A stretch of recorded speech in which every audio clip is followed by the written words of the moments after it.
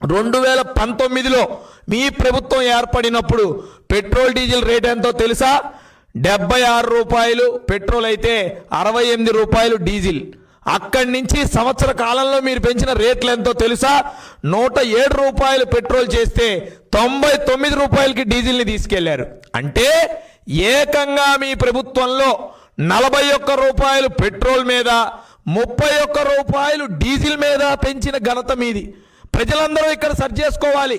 కేంద్ర ప్రభుత్వం పెంచితే పెంచిన డబ్బులు కాదు ఇవి.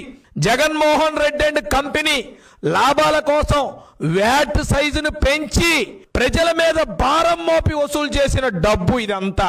అంతేకాకుండా రోడ్డు సెస్ పేరుతో 1 రూపాయి, ఇంకో సెస్ పేరుతో 3 రూపాయలు, ఏది గుర్తొచ్చినా నిత్యావసర సరుకుల్లాగా పనికొచ్చే నిత్యావసర వస్తువైన పెట్రోల్ డీజిల్ మీద వారి రేట్లన్నీ కూడా పెంచుకుంటూ పోయి 41 రూపాయలు 31 రూపాయలు పెంచిన ఘనత గత ప్రభుత్వాన్ని. మరి కనుక ఈ కూటమి ప్రభుత్వం ఏర్పరిచిన తర్వాత తీసుకుంటే ఈ 2 సంవత్సరాల్లో ఎన్ని రకాలుగా ఇబ్బంది వచ్చినా 1 రూపాయి ఎప్పుడైనా ఈ కూటమి ప్రభుత్వం మీకు పెట్రోల్ డీజిల్ ధరలు తెంపిందా? ఈరోజు ఆర్థిక ఇబ్బందులు అనేక రకాలుగా ఉన్నా ప్రజల మీద భారం మోపకుండా కూటమి ప్రభుత్వం సమర్థవంతంగా ముందుకు తీసుకెళ్తా ఉంది.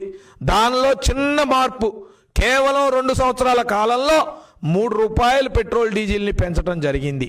అది కూడా రాష్ట్ర ప్రభుత్వం పెంచింది కాదు, రాష్ట్ర ప్రభుత్వం వాటాలో పెంచింది కూడా కాదు. కేంద్ర ప్రభుత్వం తీసుకున్న నిర్ణయానికి అందరం కూడా కట్టుబడి స్వాగతించాం తప్ప